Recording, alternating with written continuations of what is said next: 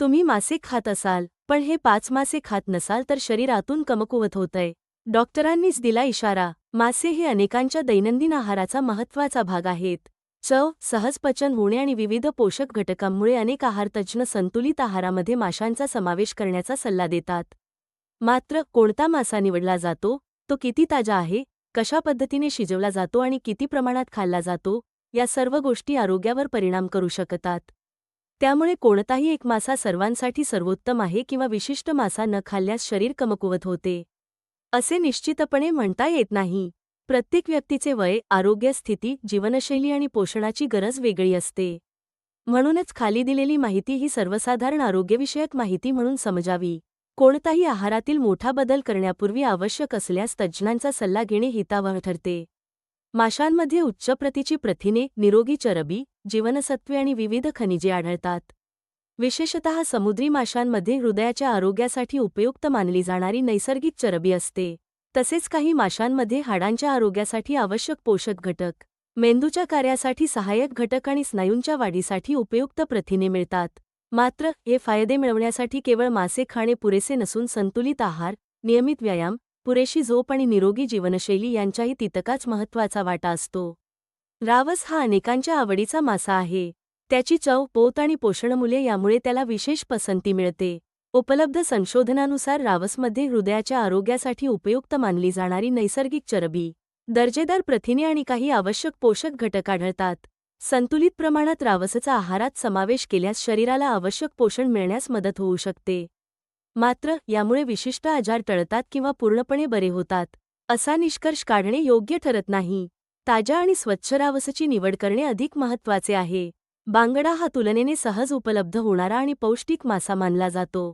अनेक आहारतज्ज्ञांच्या मते बांगड्यामध्ये शरीरासाठी आवश्यक असलेली चांगल्या दर्जाची प्रथिने, काही जीवनसत्त्वे आणि खनिजे असतात.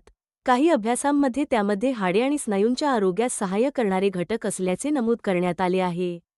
तसेच मेंदूच्या सामान्य कार्यासाठी आवश्यक असलेल्या काही नैसर्गिक चरबी देखील त्यात आढळतात.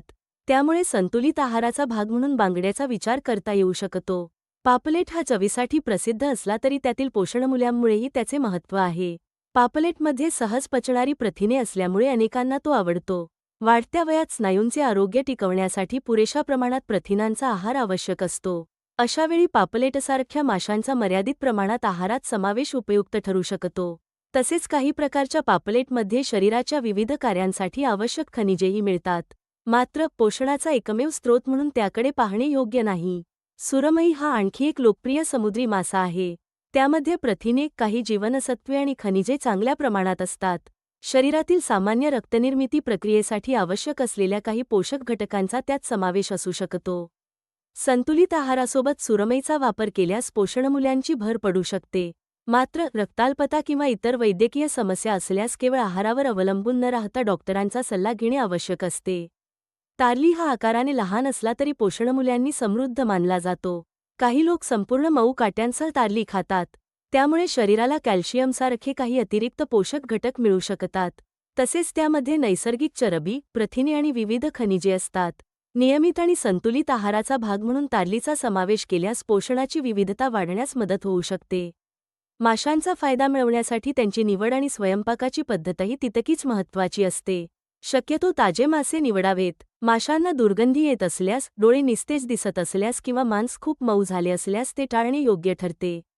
स्वच्छतेच्या नियमांचे पालन करूनच मासे धुवावेत आणि योग्य तापमानात शिजवावेत.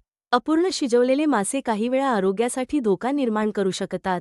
मासे तयार करताना जास्त तेलात तळण्याऐवजी वाफवणे, उकडणे, भाजणे किंवा कमी तेलात शिजवणे अधिक चांगला पर्याय मानला जातो. अशा पद्धतीमुळे पोषक घटक तुलनेने अधिक प्रमाणात टिकून राहू शकतात. जास्त तेल, मीठ किंवा मसाले वापरल्यास आहाराचे एकूण पोषणमूल्य कमी होऊ शकते.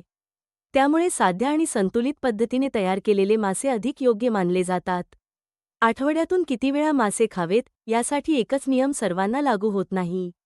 हे वय, आरोग्य स्थिती, इतर आहार आणि वैयक्तिक गरजांवर अवलंबून असते. काही व्यक्तींना विशिष्ट प्रकारच्या माशांची ॲलर्जी असू शकते. अशा परिस्थितीत डॉक्टरांच्या मार्गदर्शनाखालीच आहाराची निवड करावी. लहान मुले, गर्भवती महिला, स्तनपान करणाऱ्या माता आणि दीर्घकालीन आजार असलेल्या व्यक्तींनी मासे निवडताना विशेष काळजी घ्यावी.